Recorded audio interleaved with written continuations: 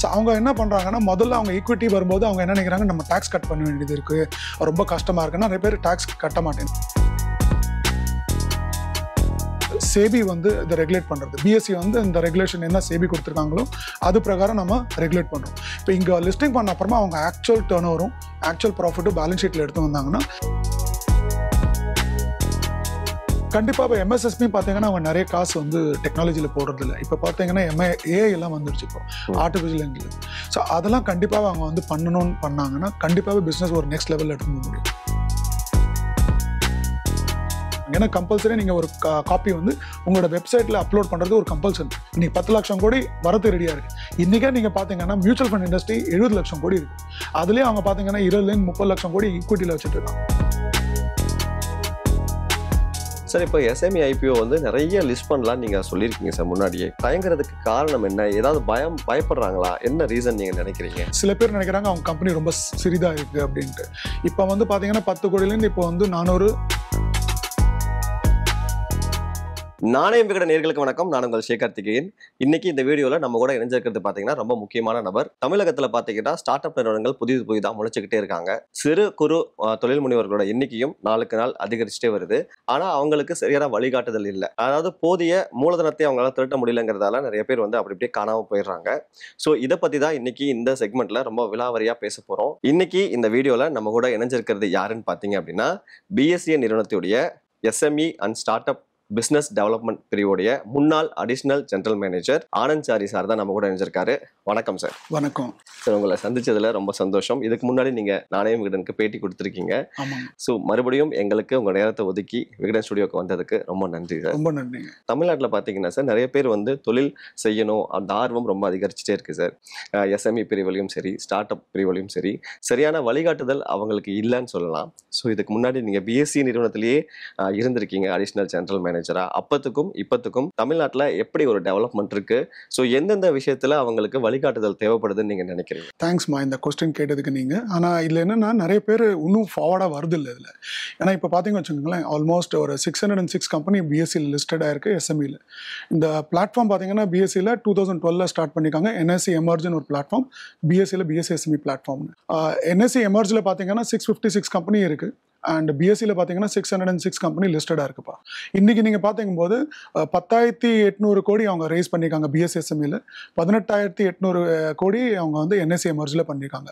So நிறைய பேர் இதில் வந்து நிறைய பேர் லிஸ்ட் பண்ணியிருக்காங்க. இன்றைக்கி இந்தியாவில் பார்த்தீங்கன்னா 2 எக்ஸ்சேஞ்ச் இருக்குது. பாம்பே ஸ்டாக் எக்ஸ்சேஞ்சில் எஸ்எம்இ பிளாட்ஃபார்ம் அண்ட் என்எஸ்சியில் எமர்ஜின்னு. ரெண்டுமே 2012 தொடங்கியிருக்காங்க. 13 வருஷம் கம்ப்ளீட்டாக இருக்குது. இன்றைக்கி பார்த்தீங்கன்னா 2 எக்ஸ்சேஞ்ச் புட்டுகெதர் பார்த்தீங்கன்னா 1,200 கம்பெனி மேலே இருக்குது. அதில் பார்த்தீங்கன்னா அவங்க ஆல்மோஸ்ட் ஒரு 30,000 கோடி கிட்டத்தட்ட அவங்க ரைஸ் பண்ணியிருக்காங்க. ஆவரேஜாக பார்த்தீங்கன்னா ஒரு 25-30 கோடி ரைஸ் பண்ணியிருக்காங்க எஸ்எம்இ. இன்னைக்கு அதோட மார்க்கெட் கேப் பார்த்தீங்கன்னா 4 லட்சம் கோடி மேலே இருக்குது.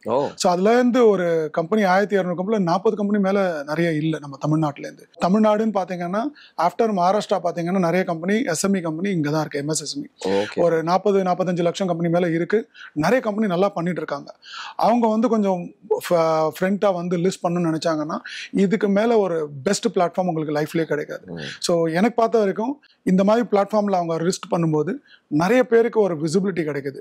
அதை வச்சு கண்டிப்பாக நீங்கள் பார்த்தீங்கன்னா நல்லா பெரிய கம்பெனியாக மாறதுக்கு நிறைய சான்ஸ். ஏதாவது ஒரு கேஸ் ஸ்டடி சொல்ல முடியுமா சார்? இப்படி பண்ணவங்க இப்போ வந்து இந்த அளவுக்கு இருக்காங்கன்னு சொல்ல முடியுமா சார்? கண்டிப்பாகவே ஒரு ஆல் இண்டியா லெவலில் நீங்கள் பார்த்தீங்கன்னா ஒரு கம்பெனி நான் லிஸ்ட் பண்ணேன், பொண்டாடா இன்ஜினியரிங்னு ஹைதராபாத் பேஸ்ட் கம்பெனி.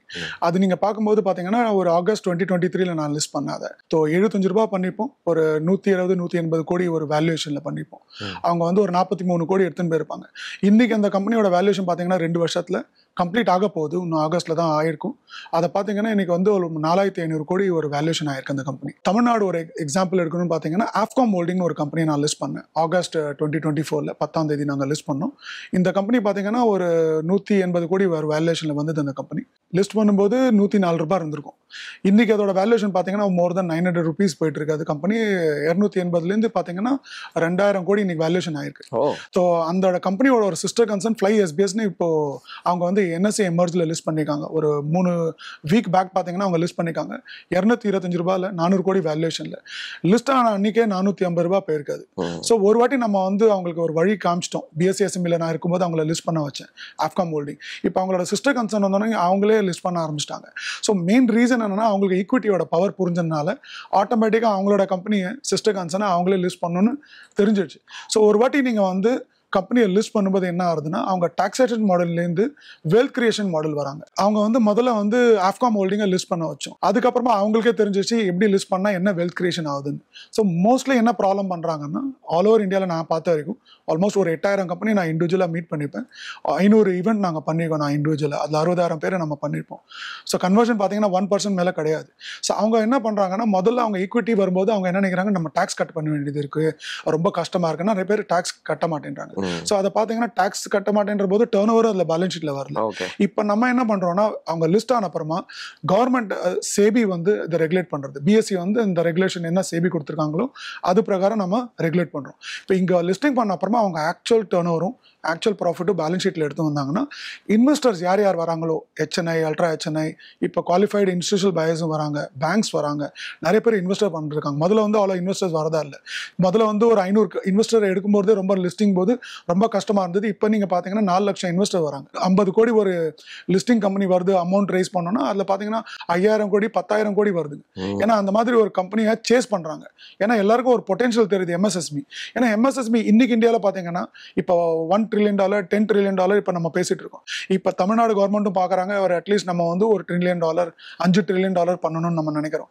அது பண்ணணும்னு பார்த்தீங்கன்னா இந்த 45 லட்சம் MSSME கம்பெனி கான்ட்ரிபியூட் பண்ணலாம், நம்மளால அது முடியாது. ஸோ அது ஒரு பேக் போனாக ஒர்க் பண்ணும்போது நம்மளுக்கு கண்டிப்பாகவே இவங்களை எடுத்துன்னு வந்து நம்ம லிஸ்டிங் பண்ணி ஆகணும். அதை லிஸ்டிங் பண்ணும்போது அவங்களோட விஷனே சேஞ்ச் ஆகிறதுனால அவங்களா கம்பெனி எடுத்துகிட்டு வந்து லிஸ்ட் பண்ணுறதுக்கு ரெடி ஆகிடுவாங்க. அது முதல்ல நம்ம வந்து சொன்ன எக்ஸாம்பிளை பார்த்து அவங்க புரிஞ்சுனாங்கன்னா லோக்கலாக நம்ம சென்னையில் இருக்க கம்பெனி தான், அதை அவங்க பேசணும்னு நினச்சா கூட நம்ம கனெக்ட் பண்ண முடியும். அவங்களுக்கு என்ன பெனிஃபிட் ஆச்சுன்னு அவங்க அது புரிஞ்சுனாங்கன்னா ஆட்டோமேட்டிக்காக நம்ம நிறைய கம்பெனியை இதில் கண்டிப்பாக பண்ண முடியும். அட்லீஸ்ட் ஒரு 4000 கம்பெனி நம்ம தமிழ்நாட்டிலேருந்து வர சான்ஸ் இருக்குது. அது வந்தாங்கன்னா நம்மளோட $10 trillion எக்கனாமி நம்ம பண்ணணும்னு சென்ட்ரல் லெவலில் நம்ம கவர்மெண்ட் நினைக்கிறது கண்டிப்பாக நம்ம நிறைய கான்ட்ரிபியூட் பண்ணணும்னு நான் நினைக்கிறேன். நான் சூப்பர் சார், டீட்டெயிலாக நிறைய விஷயங்கள் சொன்னீங்க. அடுத்த கேள்வி என்னோட கேள்வி என்ன சார், இப்போ ஐபிஓல லிஸ்ட் பண்றதுக்கு என்ன கிரைட்டீரியா அப்படிங்கிறது தான். அந்த கேள்விக்கு போறதுக்கு முன்னாடி இப்போ நான் வந்து உங்களை வந்து முன்னாள் additional general manager BSc SME and start up business development அப்படின்னு தான் நான் இன்ட்ரடியூஸ் பண்ணேன். ஸோ இப்போ உங்களுடைய ரோல் என்னவா இருக்கு சார் இங்க?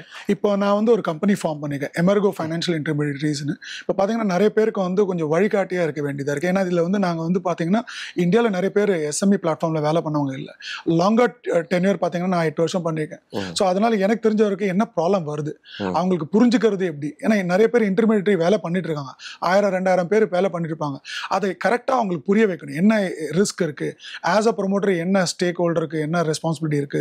ஏன்னா இங்கே வந்து பார்த்தீங்கன்னா நீங்கள் லிஸ்ட் பண்ண அப்புறமா எல்லா கம்ப்ளைன்ஸும் பண்ணி ஆகணும். கம்ப்ளைன்ஸ் இது கொஞ்சம் டிஃப்ரெண்டான கம்ப்ளைன்ஸ், அவங்களுக்கு அது தெரியாம தான் ரொம்ப டென்ஷனில் இருக்காங்க. அதை கரெக்டாக அவங்களுக்கு புரிய வைக்கிறது ரொம்ப இம்பார்ட்டன்ட். அவங்க வெறுமை வந்து லிஸ்ட் பண்ணிட்டு அதுக்கப்புறமா ரொம்ப தத்தாளிச்சானா ரொம்ப ப்ராப்ளம் ஆகிடும். ஏன்னா அதில் நிறைய பேர் வேலை பண்ணிட்டு இருக்காங்க, காசு புரட்டுறதுன்னு நிறைய பேர் வராங்க. ஆனால் அதுக்கப்புறமா அதில் இருக்க ரெஸ்பான்சிபிலிட்டி எல்லாருக்கும் ஸ்டேக் ஹோல்டர்ஸ்க்கு நீங்கள் ரெஸ்பான்சிபிள், என்ன கம்ப்ளைன்ஸ் பண்ணணும் அது ரொம்ப இம்பார்ட்டண்ட்டாக புரிய வைக்கணும். நம்ம வந்து ரெகுலேட்டரி சைடில் வேலை பண்ணாலும் எங்களுக்கு தெரியும் என்ன ப்ராப்ளம் வருதுன்னு, அதுக்கப்புறமா அவங்க என்ன ஸ்ட்ரகிள் பண்ணுறாங்கன்னு. ஸோ அது நம்மளுக்கு தெரிஞ்சதுனால கிளியராக நம்ம போய் கம்யூனிகேஷன் பண்ணும்போது அவங்களுக்கு ஈஸியாகவும் இருக்குது, புரியறதுக்கு ஈஸி. ஏன்னா 2 சைடு நான் பார்க்குறேன். ஒரு சைடில் மர்ச்சன்ட் பேங்கர் வந்து லிஸ்ட் பண்ணுறாங்க, ஒரு சைடில் கிளைண்ட் எடுத்துன்னு வருது. நான் 2த்தையும் பண்ணனால நான் பார்க்கும்போது எதில் என்ன கேப் இருக்குன்னு நம்ம புரிஞ்சுக்கனால இப்போ அந்த ஃபில்அப் பண்ணணும். அந்த கேப்பை பண்ணால் நிறைய பேர் அதை லிஸ்ட் பண்ண வருவாங்க. அது தொகுத்து தான் நான் பண்ணிட்டு இருக்கேன். ஏன்னா அந்த இன்ட்ரிகேசிலாம் நல்லா தெரியும் எனக்கு, என்ன ப்ராப்ளம், என்ன கம்ப்ளைன்ஸ், அது என்ன புரிஞ்சுக்காம வந்து பண்ணுறாங்க, அதுக்கப்புறமா என்ன ப்ராப்ளத்தில் ட்ராப் ஆகிறாங்கன்னு அது நம்மளுக்கு புரியுது. ஏன்னா ரெகுலேட்டரி சைடில் 2 பேரையும் நான் பார்க்குறேன், இன்வெஸ்டர்ஸ் பார்க்குறேன், கம்பெனியும் பார்க்குறேன், மர்ச்சன்ட் பேங்கர் என்ன சொல்லி கன்வின்ஸ் பண்ணி எடுத்துன்னு வராங்கன்னு அதுவும் எங்களுக்கு தெரியுது. ஏன்னா அவங்களுக்கு அது பிஸ்னஸ், எங்களுக்கு என்னன்னா அது ஒரு லிஸ்டட் என்டிட்டி வந்தப்பறம் எங்களுக்கு ரெவென்யூ ஆஸ் ஏ ரெகுலேட்டர்னு நாங்கள் பார்த்துருந்தோம். இப்போ எனக்கு என்னன்னா அந்த கம்பெனி வந்த அப்புறமா அவங்க வேலை பண்ணுறவங்க நிறைய பேர் இருக்காங்க, அவங்களோட ரெஸ்பான்சிபிலிட்டி எனக்கு தெரியுது. அதுக்கப்புறமா ஏதாவது ஆச்சு, கம்ப்ளைண்ட்ஸ் பண்ண முடியல, ஏதாவது ப்ராப்ளம் ஆச்சுன்னா கம்பெனி அஃபெக்ட் பண்ணிச்சுன்னா அதோட இருக்க நிறைய பேர் வேலை பண்ணுறவங்களுக்கு ரொம்ப பெரிய ப்ராப்ளமாக இருக்கும். ஸோ அதை நான் வந்து நோக்கி நான் வேலை பண்ணிட்டு இருக்கேன். சூப்பர் சார், ரொம்ப முக்கியமான வேலையில அந்த ஒரு பிரிட்ஜா இருந்து ரொம்ப முக்கியமான ஒரு வேலை செஞ்சுட்டு இருக்கீங்கன்னு நினைக்கிறேன்.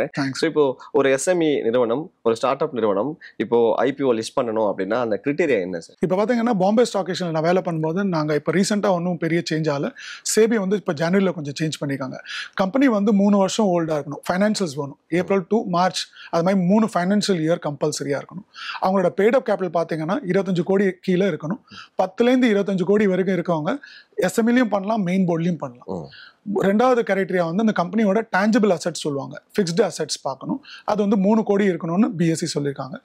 4வது பார்த்தீங்கன்னா கம்பெனியோட எபிட்டா பார்த்தீங்கன்னா அது வந்து 1 கோடி இருக்கணும்னு சொல்லியிருக்காங்க லாஸ்ட் 2 ப்ரெசிடிங் இயர்ஸ். இது ரீசென்ட் சேஞ்சஸ் சேபி பண்ணியிருக்காங்க. ஸோ அது நல்ல கம்பெனியாக வரணும், நிறைய பேர் இன்வெஸ்ட் பண்ணுறாங்கன்னா அவங்க காசை வந்து லாஸ் பண்ணாமல் இருக்கணும்னுக்காக இது ரூல்ஸ் பண்ணியிருக்காங்க. 5th பாயிண்டாக பார்த்தீங்கன்னா நீங்கள் வந்து 1 கோடி நெட்வொர்த் இருக்கணும்னு சொல்லியிருக்காங்க. அதே பார்த்தீங்கன்னா 2024 டிசம்பர் வரைக்கும் நெட்வொர்த் பாசிட்டிவ் தான் நாங்கள் கேட்டிருந்தோம். இப்போ வந்து சேபியா ரூல் பண்ணனால 1 கோடி நெட்வொர்த்தும் வேணும்னு கேட்டிருக்காங்க. கம்பெனியோட ப்ரொமோட்டரோ கம்பெனி மேலே எதுவும் கேஸோ எதுவும் பெண்டிங்காக இருக்கக்கூடாது. அதையும் வந்து எக்ஸ்சேஞ்ச் 2 எக்ஸ்சேஞ்சும் பார்த்து ஏதாவது ரொம்ப கிரிட்டிக்கலா இருந்தா அப்ரூவல் கொடுக்க மாட்டேன்னு கூட சொல்லலாம். அதாவது பெண்டிங் இருக்க கூடாதுன்னு சொல்றீங்க. பட் ஆனால் ஏதாவது கேஸ் ஃபைல் ஆயிருந்தா அவங்க கம்பெனியோட இம்பாக்ட்ஃபுல்லா இருக்க கூடாது, ஃபைனான்ஷியலா ரொம்ப இம்பாக்ட் கூட இருக்காது. சின்ன கேஸ் ஏதாவது ஜிஎஸ்டி கேஸ் இது மாதிரி ஏதாவது கேஸா இருக்கலாம், மேபி ஏதாவது கிரிமினல் கேஸோ ஏதாவது இருந்ததுன்னா சால்வ் பண்ணிக்கணும். இல்லாட்டி கூட அதை வந்து நாங்க வந்து ஒரு இன்டர்பிரிட்டேஷனோ எங்களோட லீகல் டிபார்ட்மெண்ட்ல பிஎஸ்சியில் இருக்கும்போது வரைக்கும் எங்களோட legal department and listing compliance department அதை பார்த்து அதோட கேட்டு அதோட டாக்குமெண்ட்ஸ் ஏதாவது இருந்தா பண்ண அப்புறமா தான் பண்ணுவோம். இது 2 எக்ஸ்சேஞ்சுக்கும் ரொம்ப இம்பார்ட்டன்ட் பாயிண்ட். எந்த கேஸும் அவ்வளவு இருக்கக்கூடாது. இருந்தாலும் அந்த கேஸோட என்ன இப்ப ஸ்டேட்டஸ் அதோட இம்பாக்ட் என்ன கம்பெனில இருக்கும்னு பார்த்துன்னு தான் அப்ரூவல் கொடுப்பாங்க. அதுக்கப்புறம் கம்பெனியோட வெப்சைட் இருக்கிறது கம்பல்சரி. தேர்ட் இம்பார்ட்டன்ட் வந்து இந்த கம்பெனியோட ஷேர்ஸ் எல்லாம் டிமேட் பண்ணணும். எல்லாமே பிசிக்கல் ஷேர்ஸாக தான் இருக்கும். இன்னைக்கு நீங்க பாத்தீங்கன்னா பிரைவேட் லிமிடெட் கம்பெனியை நம்ம லிஸ்ட் பண்றது இமீடியட்டா பண்ண முடியும், கன்வர்ஷன் பண்ணி நம்ம லிஸ்ட் பண்ண முடியும். இப்போ ரூல்ஸ் அண்ட் ரெகுலேஷன் புதுசா வந்ததுனால இப்போ நீங்க பிரைவேட் லிமிடெட் இல்லாம நீங்க பார்ட்னர்ஷிப் ஆவோ எல்எல்பியாவோ இல்லாட்டி ப்ரொப்ரைட்டரா இருந்தீங்கன்னா கன்வர்ஷன் பண்ண இயரை விட்டுட்டு அதுக்கப்புறம் ஒரு ஃபுல் ஃபைனான்ஷியல் இயரிங்கை வந்து பர்ஃபார்மன்ஸ் பண்ணி அதுக்கப்புறமா தான் லிஸ்ட் பண்ண முடியும். ஸோ இட்ஸ் ஆல்மோஸ்ட் 2 இயர்ஸ் நீங்கள் வெயிட் பண்ணணும். அகர் நீங்கள் வந்து பிரைவேட் லிமிடெடோ பார்ட்னர்ஷிப்போ எல்எல்பியா இருந்தீங்கன்னா.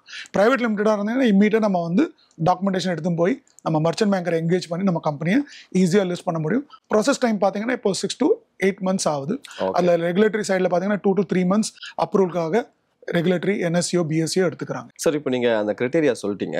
ஸோ இப்போ நான் ஒரு நிறுவனம் எஸ்எம்இ ஒரு ஸ்டார்ட் அப் ஆரம்பிக்கிறேன், நடத்திட்டு இருக்கேன். இப்போ எனக்கு நீங்கள் சொன்ன அந்த ரூல்ஸ் அண்ட் ரெகுலேஷன்ஸில் அந்த பாயிண்ட்ஸ்லாம் இருக்குது அப்படிங்கிறப்போ நான் எவ்வளோ ரூபாய் வரைக்கும் அந்த ஐபிஓ லிஸ்ட் பண்ணி திரட்டலாம் அப்படின்னு முன் வரலாம் சார்? இப்போ அது ஒரு எனக்கு இப்போ ஒரு 10 கோடி தான் தேவைப்படுது அப்படின்னா அதுக்கு ரொம்ப குறைந்தான அமௌண்ட் தானே அப்படின்னு நினைச்சிட்டு கூட நான் வராமல் இருக்கலாம் இல்லையா? சரி, இதில் பார்த்தீங்கன்னா என்னன்னா ஒரு 12 வருஷம் முன்னால் பார்த்தீங்கன்னா 10 கோடி 5 கோடி கூட நிறைய பேர் ரேஸ் பண்ணியிருக்காங்க.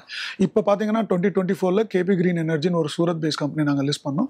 அதில் பார்த்தீங்கன்னா 189 crores வரைக்கும் ரேஸ் பண்ணியிருக்காங்க. இப்போ நீங்கள் பார்த்தீங்கன்னா 50-100 கோடி நீங்கள் ரேஸ் பண்ண முடியும்.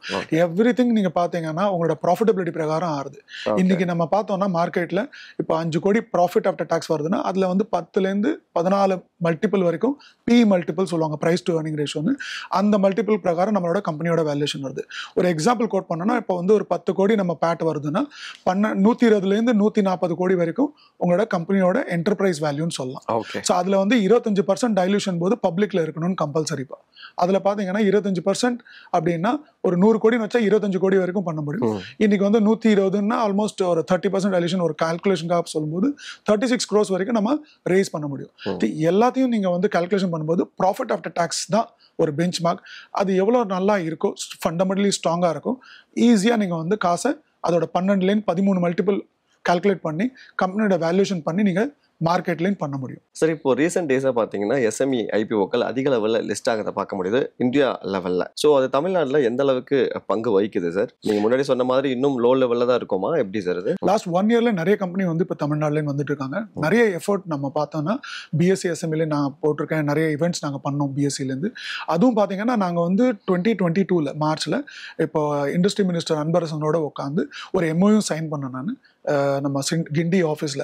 அதில் என்ன ஒரு சலுகையோ சப்சிடியோ கொடுத்தாங்கன்னா இருக்கிறதுல இந்தியாவிலேயே ஹையஸ்ட் சப்சிடி கொடுத்துருக்காங்க. எந்த கம்பெனி என்எஸ்சி எம்ஆர்ஜியில் பண்ணுறாங்களோ பிஎஸ்சி எஸ்எம்இல பண்ணுறாங்களோ அவங்களுக்கு வந்து 75% ஆஃப் த மர்ச்சன்ட் பேங்கிங் ஃபீஸை சப்சிடியாக கொடுக்குறேன்னு இருக்காங்க. அங்கே ஒரு கேப்பாக 30 lakhs போட்டிருக்காங்க. இதை மாதிரி ஒரு சப்சிடி வந்து எந்த கவர்மெண்ட்டே கொடுக்கல. கண்டிப்பாகவே பார்த்தீங்கன்னா ஒரு கவர்மெண்ட்டே ஒரு என்கரேஜ் பண்ணும்போது கண்டிப்பாக எஸ்எம்இ என்டர்பிரினர்ஸ் வந்து முன்னால் வந்தாங்கன்னா கண்டிப்பாக அந்த கம்பெனியை லிஸ்ட் பண்ணி ஒரு வெல்த் கிரியேஷன் மாடலில் எடுத்துன்னு போகலாம். மீதி கவர்மெண்ட் பார்த்தீங்கன்னா நான் பார்க்கும்போது ஒரு வெஸ்ட் பெங்காலோ, ஹரியானாவோ, தெலுங்கானாவோ, மகாராஷ்டிரா, குஜராத், கோவா இதை மாதிரி நிறைய இடத்துல நாங்கள் எம்ஓவி சைன் பண்ணோம். அது எல்லாத்துக்குமே மேக்ஸிமம் 5 லட்சம் கொடுத்துருக்காங்க. ஸோ அதுலேயும் பார்க்கும்போது தமிழ்நாடு கவர்மெண்ட்டே ஒரு எஸ்எம்இ என்டர்பிரினருக்கு ஒரு சப்போர்ட் பண்ணுறேன்ல 2 லெவல் ஒரு ஃப்ரெண்டாக போய் அவங்க சொல்கிறாங்க நீங்கள் வந்து லிஸ்ட் பண்ணுங்கள், உங்களுக்கு சப்சிடியும் கொடுக்கும்போது கண்டிப்பாக எல்லாரும் எஸ்எம்இ இதில் லிஸ்ட் பண்ணுறது பார்க்கணும். கண்டிப்பாக இது பெஸ்ட்டு ஒரு ஆப்ஷனாக இருக்குது இன்றைக்கி, ஃபண்டிங் ஆப்ஷனாக. Super sir. சார் இப்போ எஸ்எம்இ ஐபிஓக்களுக்கு இன்வெஸ்டர்ஸ் வந்து நல்லாவே வெல்கம் பண்ணுறாங்க அப்படிங்கிற ஒரு விஷயத்தையும் நம்ம பார்க்குறோம் சார். உதாரணத்துக்கு இப்போ குஜராத் பேஸ்டு ஒரு ஒரு ஷோரூம் கம்பெனி, ஸோ எக்ஸ்ட்ராவாக ஒரு 2 ஷோரூம் விரிவாக்கம் செய்கிறதுக்காக அவங்க வந்து லிஸ்ட் பண்ணுறாங்க. ஸோ அவங்க கேட்டது என்னமோ 3 கோடியோ 30 கோடியோ சரியா எனக்கு ஃபிகர் தெரியல. ஸோ ஆனால் கொடுத்தது நம்ம இன்வெஸ்டர்ஸ் அதுக்கு ஓவர் வெல்கம் பண்ணி கொடுத்தது 3000 கோடி அப்படிங்கிற நியூஸ் வந்து ரொம்ப ஸ்ப்ரெட் ஆச்சு. ஸோ மக்கள் எஸ்எம்இ ஐபிஓக்குன்னு அவ்வளோ ஆதரவுகள் கொடுக்க தயாராக இருக்காங்கிறது ஒரு எக்ஸாம்பிள். அதை வந்து உதாரணமா இன்னமும் பேசிட்டே இருப்பாங்க. நம்ம ஐஏபி ப்ரோக்ராம் நிறைய பண்றோம், இன்வெஸ்டர் அவேர்னஸ் ப்ரோக்ராம். நம்ம சீஃப் கெஸ்ட்லாம் வரும்போது அதை உதாரணமா பேசுவாங்க. ஸோ கொண்டு போய் கொட்டிடுறீங்க, ஸோ அது என்னங்கிறத விவரவரையோ பார்க்கறது இல்லைங்கிறதெல்லாம் நம்ம உதாரணப்படுத்தி பேசுவோம். ஸோ அந்த அளவுக்கு எஸ்எம்இ ஐபிஓனா மக்கள் வந்து அதிக வரவேற்பு கொடுக்க தயாரா இருக்காங்க. ஸோ அதுல வந்து என்னென்ன விஷயங்கள் கவனிக்கணும் முதலீட்டாளர்கள் சைட்ல இருந்து? ஸோ எஸ்எம்இ ஐபிஓ லிஸ்ட் பண்றவங்க என்னென்ன விஷயங்கள் கவனிக்கணும் சார்? சரி, இதில் பார்த்தீங்கன்னு வச்சுக்கோங்க, என்னன்னா இப்போ என்னத்துக்காக இன்வெஸ்டர் வராங்க அதை நான் முதல்ல கிளாரிஃபை பண்ணுறேன். ஏன்னா இப்போ எஃப்டி ரேட்டுன்னு பார்த்தீங்கன்னா பேங்க் எஃப்டி ரேட் 7.25% போயிட்டு இருக்கு. இன்னைக்கு இன்ஃப்ளேஷன் ஆல்மோஸ்ட் ஒரு 7% போயிட்டு இருக்கு. இதில் இன்வெஸ்டர் வராங்க கேபிட்டல் மார்க்கெட்னா கொஞ்சம் ரிஸ்க் எடுத்துன்னு வராங்க. ஸோ முதல் ரெஸ்பான்சிபிலிட்டி ப்ரொமோட்டர் பார்த்தீங்கன்னா எஸ்எம் இது அவங்களுக்கு நல்ல ரிட்டர்ன் கொடுக்கணும்னு நம்ம கண்டிப்பாக நினைக்கிறேன். ஏன்னா ஹார்ட் அண்ட் மணி அவங்களும் ரிஸ்க் எடுத்து போடுறாங்க. ஏன்னா அவங்களுக்கு நிறைய பேருக்கு கம்பெனி என்ன பண்ணுறது, என்ன ப்ராடக்ட், என்ன ஸ்கேலபிளாக இருக்கா, என்ன செக்டர் அதெல்லாம் தெரியாமல் ஒரு ரிஸ்க் எடுக்கிறாங்க. ஹர்ட் மென்டாலிட்டிக்கு, ஏன்னா இதில் யூஃபோரியா நிறைய இருக்குது, அதனாலே நிறைய பேர் காசு போடுறாங்க, இதில் நிறைய காசு பண்ண முடியும்னு. ஸோ இதில் என்னென்னா ஆஸ் அ ப்ரொமோட்டர் பார்க்கும்போது அவங்க வந்து யார் இன்வெஸ்டர் பண்ணுறாங்களோ அவங்களுக்கு நல்ல காசு கொடுக்கணும் போது நம்ம வந்து கொஞ்சம் நாணயமாக பண்ணணும்னு நம்ம நினைக்கணும். இதில் வந்து ஏன் நிறைய காசு வருது, ஏன்னா இப்போ பேங்க் எஃப்டி 7% உங்களோட இன்ஃப்ளேஷன் போது அவங்க என்னத்துக்காக வராங்கன்னா ஒரு 14-15% ரிட்டர்ன் கிடைக்கணும்னு வராங்க. இப்போ மியூச்சுவல் ஃபண்ட் இன்வெஸ்ட்மெண்ட் பார்த்தீங்கன்னா லாஸ்ட் ஒரு 5 வருஷம் 10 வருஷம் ரிட்டர்ன் பார்த்தீங்கன்னா ஆல்மோஸ்ட் 18-22% ரிட்டர்ன் வருது. சிஏஜிஆர் வந்துட்டு இருக்கு. நிறைய பேருக்கு அந்த மியூச்சுவல் ஃபண்ட்லையும் போட்டுட்டாங்க. கொஞ்சம் காசு அவங்க கிட்ட இருக்கும்போது அவங்க நினைக்கிறாங்க கொஞ்சம் நல்ல ரிட்டர்ன் பண்ணலாமே அப்படின்னு தான் இதில் வராங்க. அவங்க எக்ஸ்பெக்டேஷன் என்ன இருக்கும்னா பெஞ்ச் மார்க்காக பார்த்தீங்கன்னா ஒரு தம் ரூல் பார்த்தீங்கன்னா இன்ஃப்ளேஷன் ப்ளஸ் உங்களோட எஃப்டி இன்ட்ரெஸ்ட் ரேட் பார்த்தீங்கன்னா 14% இன்னைக்கு வருது. அதோட கொஞ்சம் நல்லா கிடைச்சா கொஞ்சம் வெல்த் கிரியேஷன் இருக்கலாம் தான் வராங்க. அதனால இதில் யூஃபோரியா ஒரு லாஸ்ட் ஒரு 3-4 இயர்ஸில் மார்க்கெட்டும் பார்த்தீங்கன்னா 40,000-80,000 சென்செக்ஸ் போயிருக்கு. அதனால அவங்க வந்து ஒரு எக்ஸ்பெக்டேஷனில் நல்லா போகும் ஒரு எக்ஸ்பெக்டேஷனில் வராங்க. அதுலேயும் அவங்களுக்கு ஒரு கிளியராக தெரியுது நிறைய பாலிசிஸ்லாம் வந்திருக்கு. கவர்மெண்ட், தமிழ்நாடு கவர்மெண்ட்டாக இருக்கட்டும், சென்ட்ரல் லெவல் எல்லாரும் பூஸ்ட் பண்ணுறாங்க எம்எஸ்எஸ்எம்இ கம்பெனி. அதனால் அவங்க தெரியுது இல்லை இந்த செக்டரில் காசு போட்டால் நிறைய காசு பண்ண முடியும்னு. அதை அவங்க வந்து கொஞ்சம் காஷியஸாக ஃபண்டமெண்டல்ஸை கண்டிப்பாக படிச்சிடணும். புக்கு டிஆர்ஹெச்பின்னு ஒன்று ஃபைல் பண்ணுவாங்க அவங்க வெப்சைட்டில்.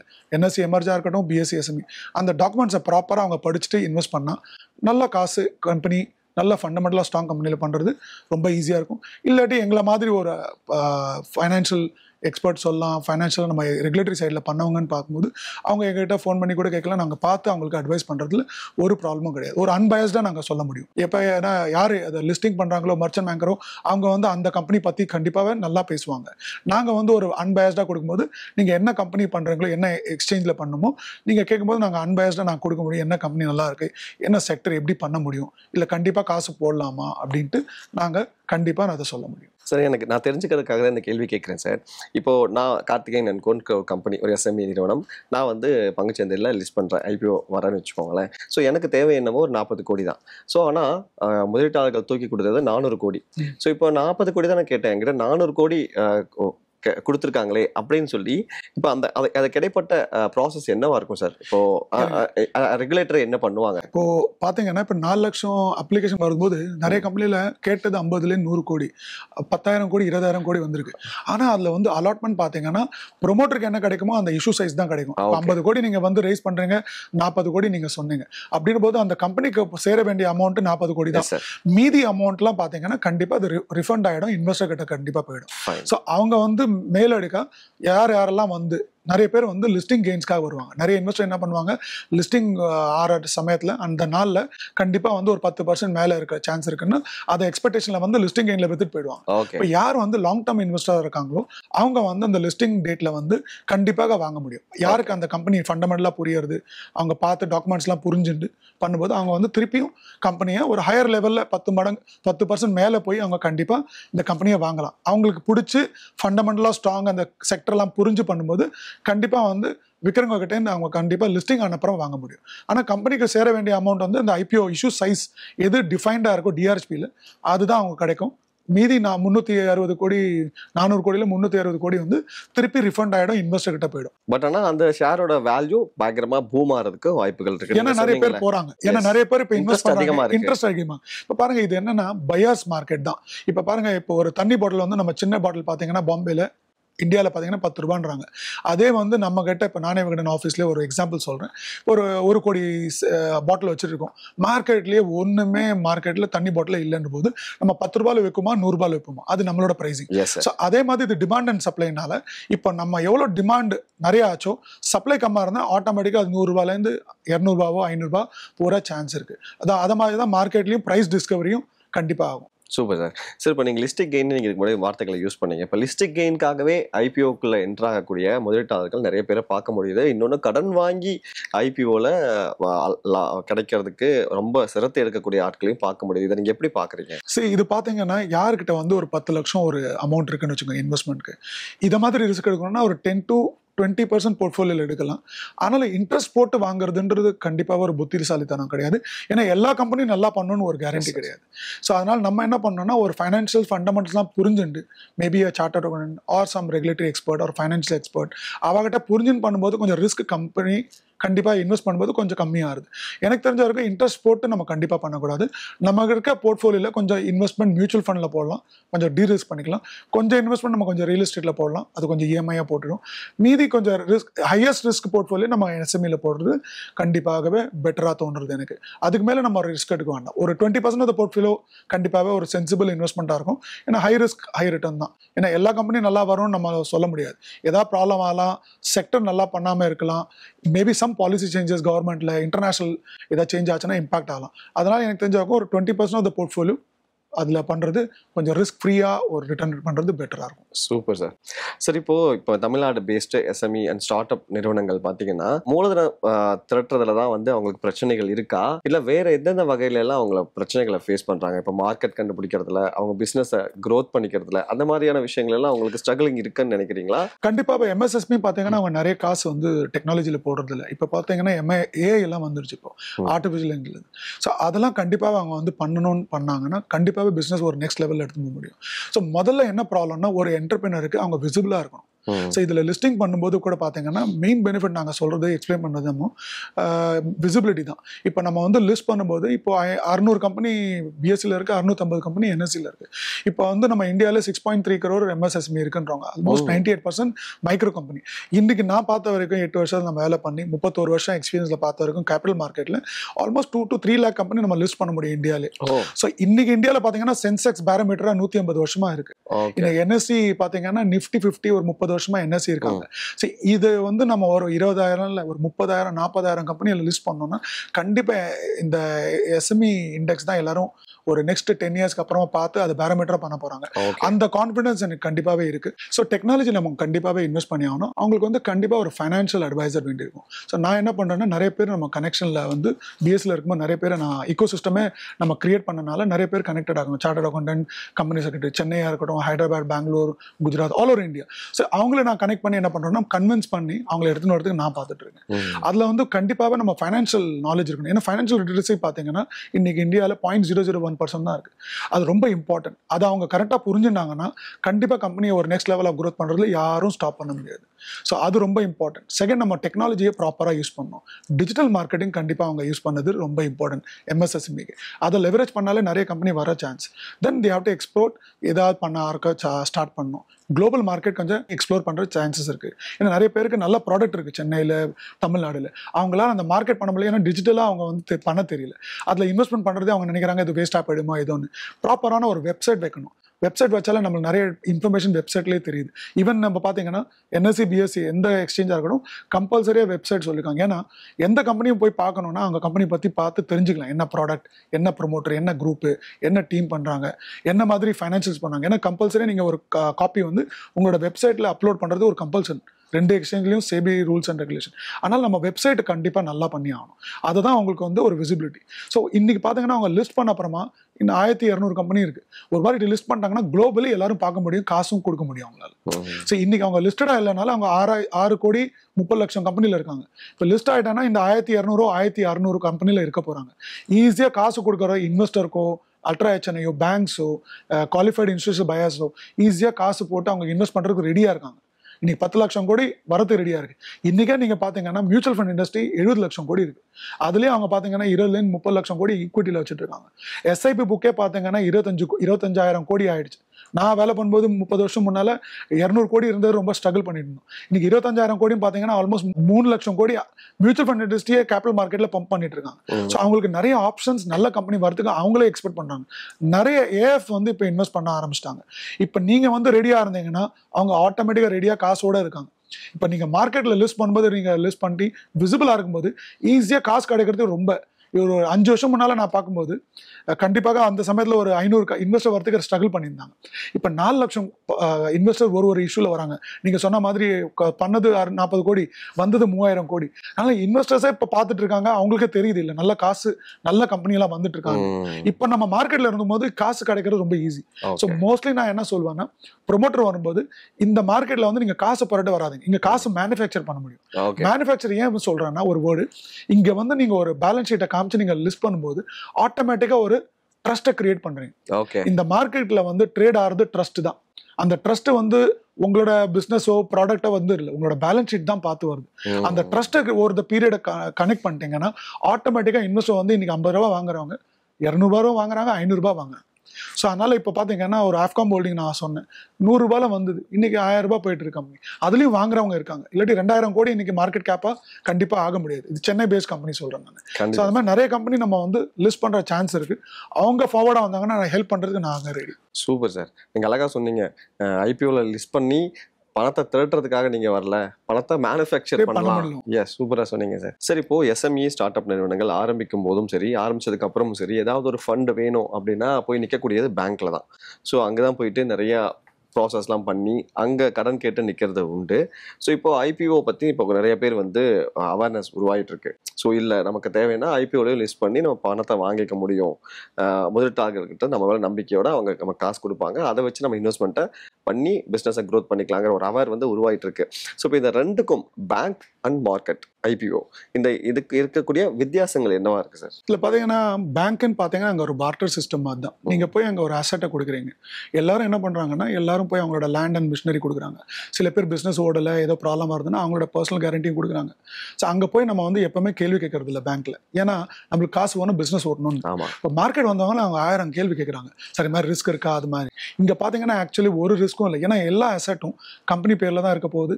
என்ன ப்ராஃபிட் வருதோ அதுலையும் கம்பெனி தான் இருக்க போகுது. அசட்டை கொடுத்து நம்ம மார்ட்கேஜ் பண்ணும்போது அதில் ஒரு இன்ட்ரெஸ்ட் பர்டன் கண்டிப்பாகவே எஸ்எம்இ ப்ரொமோட்டர் கிட்ட இருக்கு.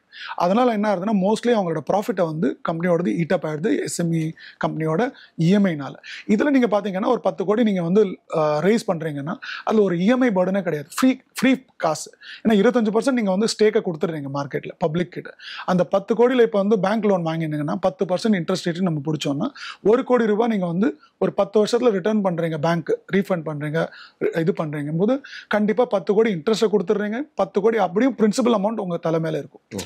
இதுல நீங்க பாத்தீங்கன்னா இன்ட்ரெஸ்ட் கொடுக்க வேணாம், இது இன்ட்ரெஸ்ட் ஃப்ரீ காசு. அதை கண்டிப்பா நம்ம புரிஞ்சாகணும். ஏன்னா இன்ட்ரெஸ்ட் ஃப்ரீ காசும் போது ப்ராஃபிட்டும் அவங்க இதுல ஆட் ஆகும். அந்த 1 கோடி ப்ராஃபிட்ல ஈட்டப் ஆயிடும். இதுல நீங்க பார்க்கும்போது 1 கோடி அந்த ப்ராஃபிட் வந்து கம்பெனில இருக்க போது 10 கோடி நீங்க வந்து ரிட்டர்னும் பண்ண வேண்டாம். டில் த டைம் நீங்கள் பர்ஃபார்ம் பண்ணி நல்லா பண்ணும்போது கம்பெனி இன்வெஸ்ட் பண்ணுறாங்க. ஃபர்தராக 6 மாதம் கழிச்சு நீங்கள் ப்ரிஃபரன்ஷியலோ ரைட் இஷ்யூவோ எடுத்து வந்து திருப்பியும் காசை புரட்ட முடியும். ஸோ அதனால இதில் என்ன பெனிஃபிட்னா, எந்த லேண்ட் அண்ட் அசெட் பார்த்தீங்கன்னா இன்வெஸ்டருக்கு 0 வேல்யூ தான் கொடுப்பாங்க ஐபிஓ வரும்போது. மெயின் போர்டு கம்பெனி பெரிய கம்பெனி ஆனப்புறமா அந்த கம்பெனியோட அசெட்டும் வேல்யூ பண்ணுவாங்க. எஸ்எம்இன்னு பார்க்கும்போது, ஸ்டார்ட் அப் பார்க்கும்போது அவங்க நினைக்கிறது வந்து அசெட்டோட வேல்யூ எதுவும் கிடையாது. ஏன்னா அதை விற்று நீங்கள் வந்து ஏதாவது லாஸ் ஆச்சுன்னா நீங்க வந்து கொடுக்கறது இல்லைன்ற போது அவங்களுக்கு அசட்டோட வேல்யூ வந்து 0 தான். அதனால இதுல மெயின் டிஃபரன்ஸ் வந்து அங்க பார்ட்டர் சிஸ்டம் மாதிரி அசட்டை வச்சு காசு கொடுக்குறாங்க.